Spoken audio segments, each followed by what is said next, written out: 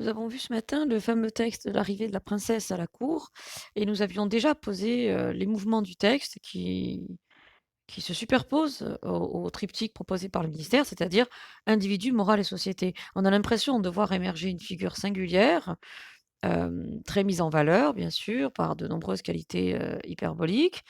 Puis on va poindre quand même le poids de cette morale qui est incarnée par Madame de Chartres et les conseils dispensés à sa fille. Enfin, le poids de la société avec l'institution du mariage. Ça, c'est peut-être une première lecture qui semble séquencer le texte et nous faire nous éloigner, à un moment peut-être clé, qui est cette entrée de l'héroïne.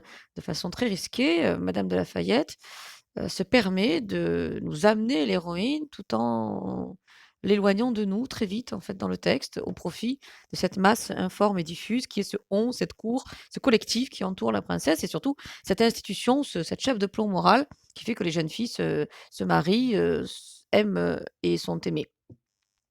Derrière ça, on est davantage rentré dans le texte ce matin pendant 2 heures pleines avec la classe et on a posé beaucoup de choses. On est revenu sur cette, 1re, phrase qui commence à «Il parut» jusqu'à «Belle personne» avec 2 choses quand même essentielles à remarquer, 2 choses capitales. Tout d'abord, l'apparente, valorisation de cette princesse qui nous en met plein la vue avec un champ lexical de la vue, parut, beauté, attira les yeux, beauté qui est répétée, c'est intéressant et même décliné en adjectif, hein, qui devient belle personne plus loin, belle. En apparence, bien sûr, la beauté, et lui de tous ses feux, à la première phrase et nous serions dans un environnement, lustré et valorisant. En vérité, nous avons affaire à une longue phrase très séquencée, très balancée, où, des choses beaucoup plus, anonymes, impersonnelles, se font jour. La phrase ne débute pas par la princesse que l'on attendait, personnage éponyme, on l'attend, son entrée en scène a été différée.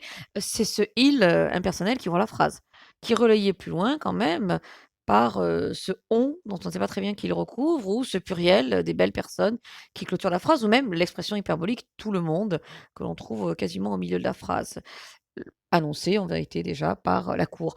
C'est-à-dire que l'instance, diffuse, quelque part entre l'étiquette, le code, la rumeur, c'est-à-dire la cour, là, ce collectif très diffus, prend quand même beaucoup de place, hein. Cour, tout le monde, hem, on, belle personne au pluriel et même le lieu qui renvoie à la cour aussi.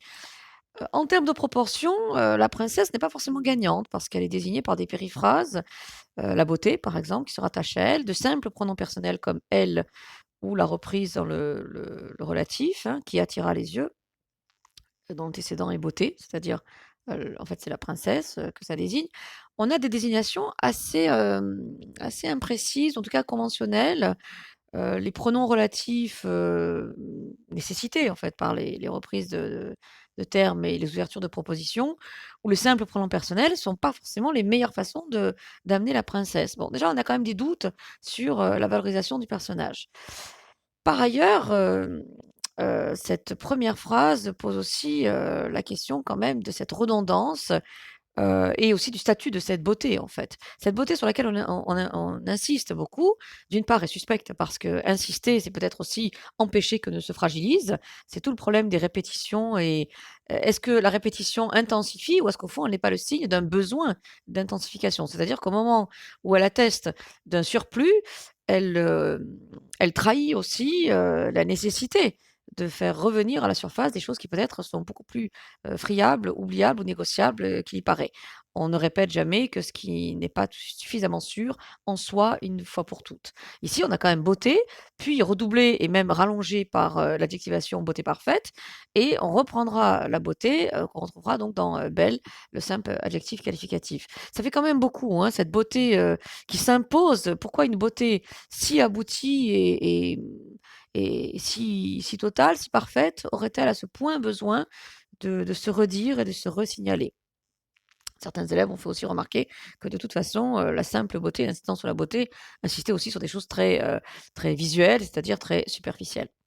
Deuxième phrase très intéressante, on voit de quoi elle est précédée en fait. C'est-à-dire que, le vidame de Chartres, la maison, c'est toute la famille, on avait la cour, hein, puis la maison, puis le vidame de Chartres, puis madame de Chartres. Successivement dans la chronologie de la deuxième phrase, du texte, on voit que la cour élargie devient la famille proche, le vidame de Chartres, puis, donc la maison pardon, d'abord la grande famille, hein, des Chartres, puis la famille proche, le vidame, puis, madame de Chartres, puis le père pardon et décidément et madame de Chartres, c'est-à-dire le couple, la famille nucléaire. En gros, on avait la cour, puis on se restreint à la maison, la grande famille, puis la famille proche, puis la famille, vraiment au sens nucléaire, le père, la mère. On voit bien l'effet de zoom, hein, qu'il y a derrière. Il y a 2 raisons, bien sûr. D'une part, montrer qu'elle est précédée par une généalogie. Cette femme n'est ni libre ni spontanée.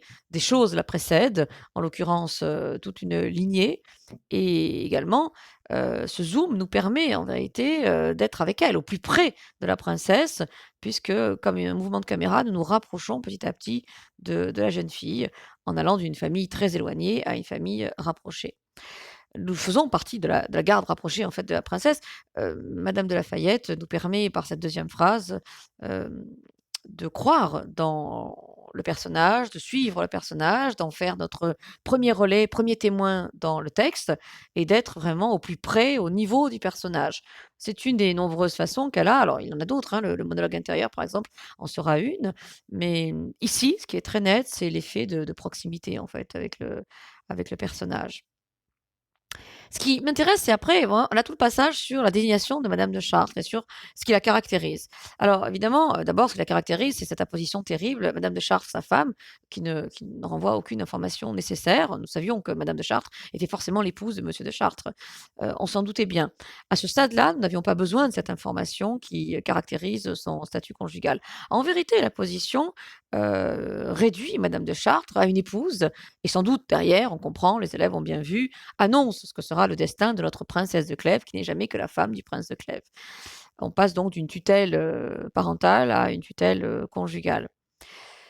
Derrière ce message, si l'on ose dire, sociologique, il y a sans doute aussi, petit à petit, le problème de la définition des personnages et de cette définition en creux que l'on va lire dans le suite de la phrase.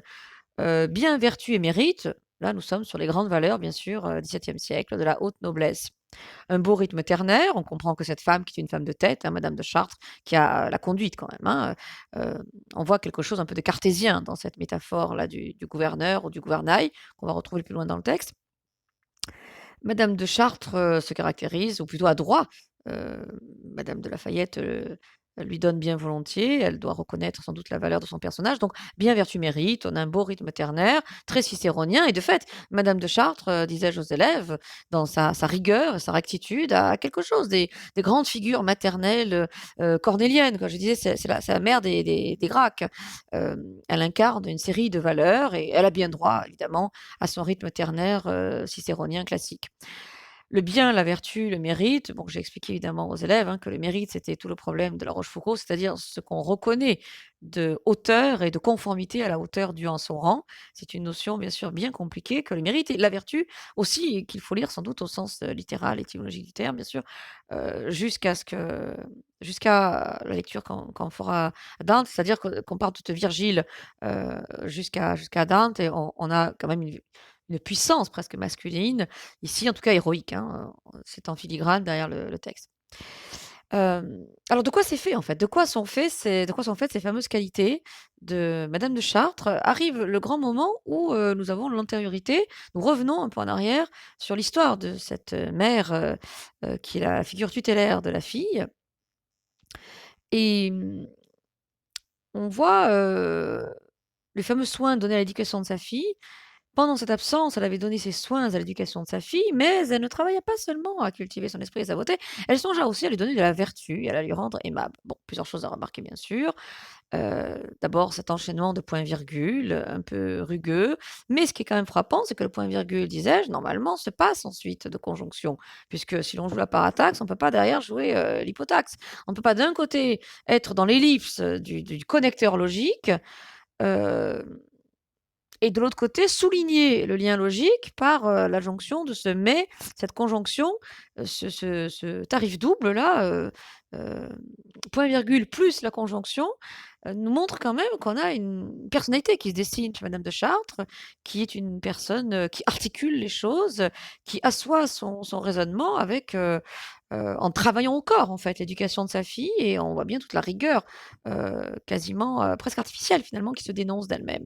La rectitude, hein, du personnage dans, le ton très haché, point virgule et cette volonté quand même de souligner, les liens logiques ici d'opposition, hein. Elle ne travaille pas seulement à donner des soins à l'éducation de sa fille, mais elle travailla. Bon, non solum sed etiam, on a aussi là aussi des chevilles, des balancements du raisonnement. On voit se dessiner une personne quand même assez, hem, capable de contrôle. J'ai presque dit, je crois en classe, il me semble avoir dit castratrice, mais en tous les cas, la syntaxe nous l'indique, hein.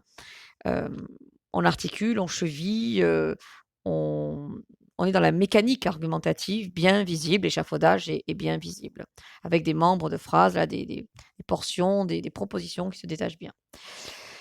Et arrive quand même le moment où il y a quand même plusieurs choses qui nous gênent. D'abord la répétition des vertus, très intéressant, hein. On voit quand même que pendant qu'elle est en train de lancer enfin qu'un premier message est lancé au lecteur qui nous avertirait de la rigueur et donc de la crédibilité de cette directrice de conscience, qui est, la grande éducatrice madame de Chartres. Au même moment, on a besoin quand même de répéter les choses. Preuve peut-être qu'elles ne vont pas de soi. Sans doute que la répétition a une valeur pédagogique, c'est la valeur d'insistance, mais répéter, c'est toujours un aveu d'impuissance, signe que les choses n'ont pas été du premier coup acquises et qu'une seule fois ne suffira sans doute pas. Peut-être la chose est-elle trop complexe pour être intégrée au premier coup.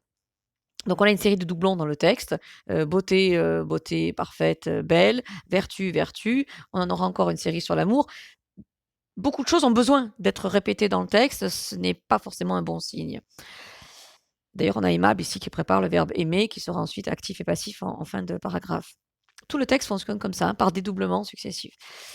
Peut-être aussi que la répétition pose la question de cette absence de permanence, en fait. 2 moments donnés d'un mot, entre-temps, il s'est passé des choses. Entre-temps, le personnage a peut-être changé. Entre-temps, le lecteur a été plus ou moins instruit. Donc, est-ce qu'une répétition, ça a vraiment un sens, en fait, dans un texte littéraire, sachant qu'il y a eu la chronologie, en fait, des mots et des tempéraments et des acquis et des compréhensions du lecteur ou du destinataire? Est-ce que les mots qui sont répétés se valent entre eux? Pas sûr du tout. Hem, donc d'un côté, cette vanité de la répétition peut-être, et de l'autre, le fait est que les mots n'ont pas toujours peut-être le même sens finalement d'une occurrence à l'autre. Arrive plus loin, bien sûr, cette accumulation des verbes aussi qui pose la question de la crédibilité du tout le discours, didactique, de la mère. La plupart des mères s'imaginent et plus loin nous aurons: «Elle faisait la peinture, elle lui contait». Tout ce qui suit donc, tout ce qui sera objet, du propos de la mère n'est jamais que subordonné, enfin dépendant ou, ne fait jamais que suivre des verbes de parole qui sont, des verbes de fiction quand même. S'imaginer, peindre, conter, ça veut dire que donc ce qui est dit n'est pas vraiment dit, c'est plutôt une fable, c'est plutôt fabulé. Alors est-ce qu'il faut, à force de répétition et de cheville argumentative dans le discours, croire ce qui va arriver ou faut-il peut-être justement s'en méfier parce que le verbe introducteur, lui, est drôlement fragile? Ou renvoie en tout cas à une part de fiction. On ne sait plus très bien s'il faut faire confiance à la complétive ou au verbe introducteur finalement, pour savoir, quelle parole est susceptible d'être crue. Donc au même moment où la mère affirme, madame de Lafayette, en introduisant les paroles de la mère, ces paroles rapportées, s'imagine que, faisait la peinture de, lui montrer que, lui conter le peu de sincérité. Plus madame de Chartres, assure, sa moralisation, peut-être plus madame de Lafayette la met en doute. Ouais, quelque chose là, il y a une distorsion finalement entre les deux parties de la phrase, très intéressante. Hem, arrive ce moment où madame de Chartres avait une opinion éloignée. Alors, on a des séries de phrases un peu tortueuses, hein. Hem, madame de Chartres avait une opinion à poser donc au fait qu'il fallait ne jamais parler devant les jeunes personnes pour les en éloigner. C'est quand même incroyable, on a une négation, ne parlez jamais. Éloigner qui est quand même un verbe en soi, qui renvoie à la évidemment à un antonyme, hein, le contraire de rapprocher et elle avait une opinion opposée au fait de ne jamais parler. Bon, on est sur évidemment un empilement de négations quand on cherche à lier les parties du discours de madame de Chartres, qui nous montre quoi? Que plus on essaie d'éduquer l'enfant, heu, tout en affirmant la suprématie, didactique, on est surtout en train de montrer que le discours pédagogique qu'on tient ne va pas de soi, puisque pour le dire, on a des expressions si alambiquées. Elle faisait souvent à sa fille ses peintures de l'amour, elle lui montrait ce qu'il a d'agréable pour la persuader plus aisément sur ce qu'elle lui en apprenait de dangereux. Là aussi, c'est quand même bien alambiqué. Ce qu'il a d'agréable pour donc elle lui montrait principal, ce qu'il a d'agréable complétive, pour la persuader, subordonnée de but, sur ce qu'elle en lui apprenait de dangereux, on a après, une série, relative. Bon bref, on a un empilement de propositions. En vérité, le fond du discours ne va pas du tout de soi. Tout ça pour dire qu'évidemment, s'engager sur les peintures de l'amour à sa fille, ça a dû être beaucoup plus compliqué que prévu et surtout l'application des principes, s'avère une sacrée paire de manches, hein. Elle lui contait le peu de sincérité des hommes, leurs tromperies et leur infidélité, les malheurs domestiques, beau rythme quaternaire avec montée en puissance du discours pédagogique.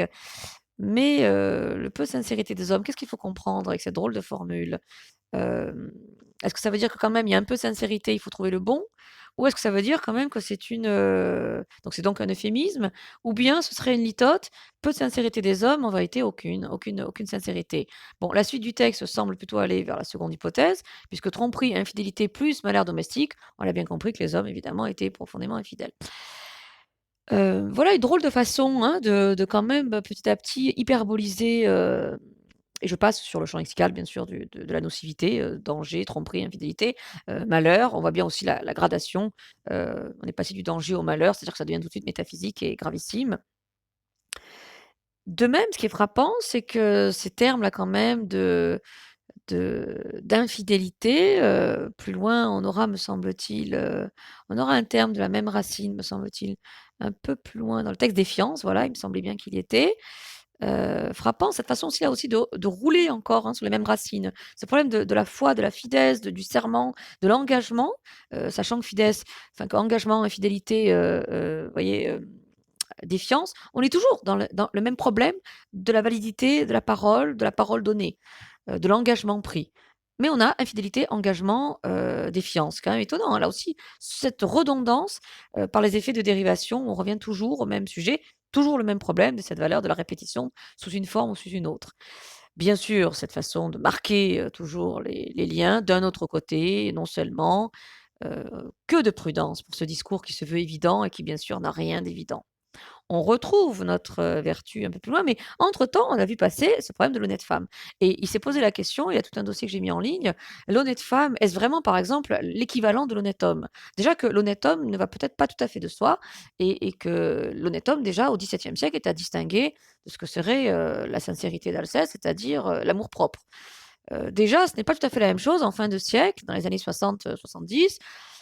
Être un honnête homme ou avoir le sens de l'amour-propre, que ce soit Molière ou La Rochefoucauld, nous ont bien averti, ça ne se vaut pas. Donc c'est pas si simple déjà d'être un honnête homme et d'être une honnête femme par-dessus, on a très peu de textes, quelques textes, vraiment d'éducation des jeunes filles, ça fleurit au XVIIe siècle et très souvent, en vérité, la question, c'est surtout de gérer, quand on regarde un peu, quand on met le nez dans ces textes, il y a un discours, hein, sur l'honnête femme qui existe. Est-il vraiment l'équivalent de l'honnête homme?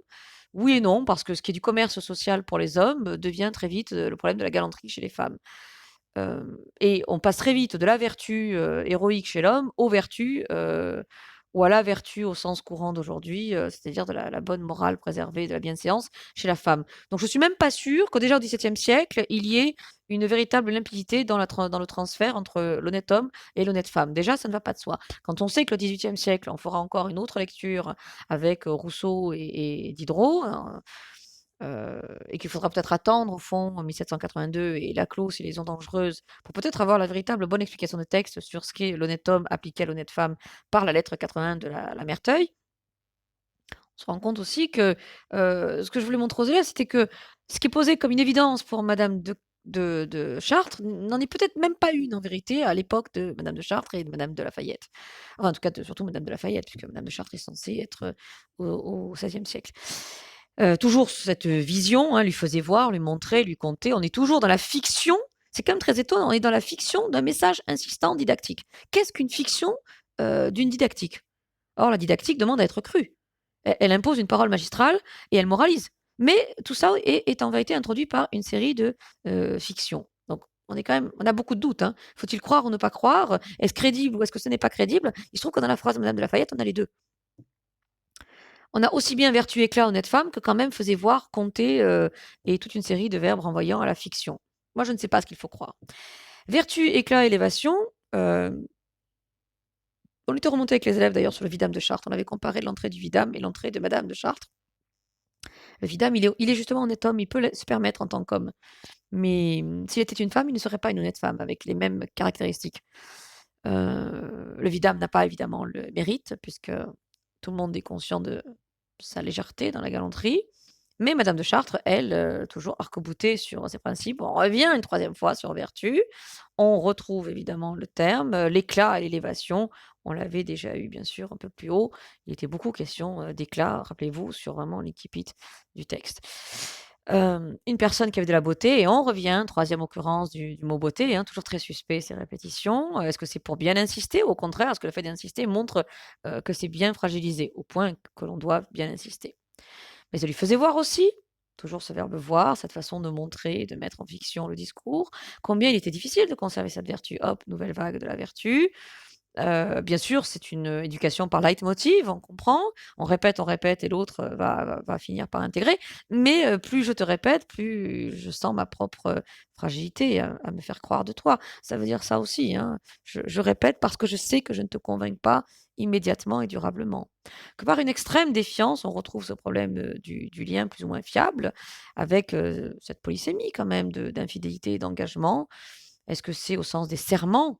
Dans ces cas-là, ce qu'on se fait à soi-même sont plus importants. Est-ce que c'est au sens purement conjugal, dans le sens courant et surtout contemporain du terme? Il y a quand même une certaine ambiguïté ici. Par un grand soin de c'est les 2, hein, bien sûr, mon capitaine, de grand soin de s'attacher à ce qui peut faire le bonheur d'une femme. Tiens, comme c'est moderne cette interrogation sur le bonheur, comme c'est 18e siècle, au milieu d'un texte du 17e.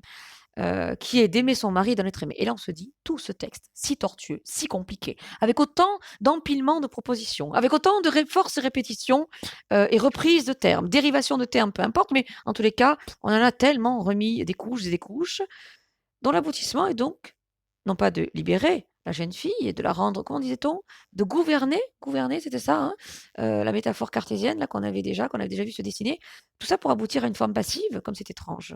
A-t-on vraiment envie de s'engouffrer dans une éducation où l'on est passif? Où le prix à gagner, où la timbale, c'est la passivité? C'est une drôle quand même de promotion des des des des vertus, morales. Faites tout ça, vous serez libre et donc passive. Il y a presque un illogisme dans cet, aboutissement, donc évidemment, on n'a pas très envie d'y croire. Non seulement ça a l'air bien compliqué à mettre en œuvre, la syntaxe nous a dit que c'était compliqué, le lexique a insisté, ça avait l'air évident et insistant, mais la syntaxe nous a dit que c'était drôlement laborieux. Et en plus, tout ça pour arriver à un renversement, d'aimer son mari en être aimé, ça fait pas rêver, hein, et en plus, avec une belle tournure passive. Bon, si c'est tout ça que l'on gagne, à autant de sacrifices, et autant d'exigences, on a presque envie de ne pas adhérer, quoi. Cette héritière était alors un des grands partis qui luttent en France et quoiqu'elle fût dans une extrême jeunesse, toujours ce problème évidemment de la hauteur et du niveau, on avait déjà proposé plusieurs mariages. Madame de Chartres, qui était extrêmement glorieuse, extrêmement, on comprend que c'est impossible à tenir, hein, cette asymptote permanente, ne trouvait presque rien digne de sa fille. Là aussi, même ambiguïté qu'un peu plus haut, c'est quoi presque rien digne? Est-ce que ça veut dire que quand même on finit par concéder quelque chose d'un peu moins digne, on finit par le trouver? Ou est-ce que finalement rien n'est digne? Je ne sais pas hein, ce qu'il faut retenir. C'est le rien de digne ou c'est le presque? Parce que presque, ça sous-entend qu'on peut quand même faire une petite entorse à, à, à l'idée qu'on se fait de soi, son amour propre finalement. C'est pas si bon signe que ça. La voyant dans sa 16e année, elle voulut la mener à la cour. Mener, conduire, on a compris que c'est tout ça. Lorsqu'elle arriva, le vidame alla au-devant d'elle. Il fut surpris de la grande beauté de mademoiselle de Chartres, et il en fut surpris avec raison. Et là, très intéressant, avec raison, c'est la deuxième fois dans le récit que madame de Lafayette n'avance non pas masquée, comme dirait Descartes, mais à découvert. Un peu plus haut, on avait ce que je vais nommer. Et là, on voyait bien que je vais nommer, c'est madame de Lafayette, en tout cas cette posture-là qui écrit, heu, qui affirme, un récit, qui assume, hein. On a vraiment un narrateur ou une narratrice, une instance narrative qui s'assume. Je vais nommer. Quelqu'un nous raconte et quelqu'un énumère des personnages. Ici, c'est un peu plus subtil, ce n'est qu'une modélisation, mais on comprend bien qu'il y a un jugement, avec raison. Il en fut surpris, avec raison. Quelqu'un juge les réactions du personnage, en l'occurrence le vidame de Chartres, surpris de la beauté de ce qui n'est jamais que sa nièce ou sa bon bref. Hem Et ce qui est frappant, c'est qu'on l'aura plus dans le texte. On aura des marques plus subtiles de modélisation, on en a beaucoup, hein, en vérité, jusqu'à la toute dernière phrase, par exemple, du roman, mais plus on avance dans le texte, plus on est seul. Plus on avance dans le texte, plus le lecteur est laissé seul face aux choses à comprendre. D'abord parce qu'on voit bien que là, il s'est fait la main, hein, sur ce texte. Autant la princesse rentrait à la cour, le lecteur lui-même rentrait dans la formulation double, duale, trompeuse du texte de Madame de Lafayette. La jeune fille a fait son éducation avec sa mère et rentre dans une cour dont elle ne maîtrise pas tous les codes. Et nous rentrions dans un roman dont nous ne maîtrisions pas tout à fait le double discours, lexique et syntaxe s'opposant, ou en tout cas se nuançant, se limitant souvent l'une l'autre. En fin de texte, nous sommes beaucoup plus avertis. Peut-être pas tout à fait la princesse, puisque c'est l'innocence qui est remise au premier plan avec la blancheur, les cheveux blonds. C'est Tristan et Iseult, quoi. On est vraiment, c'est Guenièvre, la chevelure dorée, comme nous disaient les textes courtois. Euh, médiévaux, on est sur une imagerie, le stéréotype de la jeune fille innocence par la blancheur du teint, qui deviendra simplement la pâleur chez Madame Bovary et même le ton palichon chez Gloire Abgral, chez Jean Echenoz. Donc le même stéréotype va être repris et moqué, hein, plus on s'avancera dans l'histoire littéraire. Et les cheveux, bon, on osera même, Madame Bovary n'est pas blonde par exemple, hein, on osera même aller déjà dénoncer cette impossibilité de rester pure longtemps en avançant dans l'histoire littéraire. Euh, Pourquoi rappeler ce portrait physique en fin de texte alors que normalement les portraits, on nous a appris à l'école, le portrait physique précède le portrait moral. Or ici, on a eu l'éducation morale avant le portrait physique. Justement parce que le but n'était peut-être pas de décrire seulement la princesse, sachant que le portrait physique ici ne fait que confirmer la valeur, la vertu, le mérite, etc. de la princesse. D'abord parce qu'on n'en avait pas tout à fait besoin, on n'en avait plus besoin à ce stade-là, mais surtout parce qu'on a été bien préparé, et bien préparé à quoi? Bien préparé à autre chose. Au point qu'on puisse nous lâcher la main, on n'aura plus à ce point de mention très nette du narrateur, plus d'intervention directe de la narratrice et moins d'intervention, moins d'interventionnisme. C'était un des grands problèmes posés par Rousset, d'après mes souvenirs, sur la place de la narratrice dans le roman. Et de simples modélisations suffiront. Nous sommes en train de nous émanciper. Nous, en un texte, nous avons commencé déjà à y voir plus clair dans le jeu de la cour et dans le jeu des codes du XVIIe siècle. Notamment aussi dans le jeu des codes aussi d'un récit, comme celui de Madame de Lafayette, qui dit sans dire, qui dit plus qu'il ne dit, qui dit autre chose que ce qu'il dit. On retrouve à peu près les mêmes procédés chez Racine à de nombreux égards. Est-ce que la princesse en est au même point? Au début du texte, à l'arrivée à la cour, nous arrivions dans le texte et dans la cour ici. Fin du texte, je pense qu'on a quand même gagné de l'avance. On a appris beaucoup de choses que la princesse ne sait pas encore. Et donc, sa candeur, là, l'écart entre la princesse et nous, nous sommes plus des oies blanches, en fait, à la fin de ce texte. Nous avons déjà commencé à sentir les doubles discours de Madame de Lafayette. La princesse a-t-elle déjà compris? Ce n'est pas sûr. Donc, c'est peut-être le moment ou jamais où il faut marquer, après avoir été si proche d'elle, à son niveau, au même moment de jeunesse et de besoin d'apprendre. Petit à petit, nous avons peut-être pris de l'avance sur la princesse. Et Madame de Chartres, il n'est pas encore le moment où Madame de Chartres doit mourir. Elle mourra à la fin de la première partie. D'autres mourront, hein, pour laisser la princesse seule avec elle-même et sa conscience. Nous, déjà, la narratrice peut mourir, en fait, à nos côtés. Nous n'avons plus besoin de notre tutrice à nous. Le lecteur a de moins en moins déjà besoin de son tuteur. En revanche, le personnage en a encore un peu besoin pour toute une grande partie. Voilà à peu près où nous en sommes. Nous avons appris à nous approcher de la princesse, à être fascinés, mais à nous méfier. Nous avons appris à nous approcher et aussi à nous éloigner. Nous avons cristallisé, décristallisé. Nous avons épousé le destin de ce personnage tout en ayant déjà développé en un paragraphe nos capacités critiques, puisque nous ne sommes plus dupes, nous sommes capables de décrypter. Et c'est fou comme en un paragraphe, en un long paragraphe, nous avons déjà bien avancé dans notre éducation à nous, puisqu'il y a 2 éducations en parallèle, bien sûr, celle de la jeune femme et la formation du lecteur. Eh bien, nous, ça nous aura pris en vérité un bon paragraphe pour déjà bien nous émanciper. Madame de Lafayette peut presque nous lâcher la main.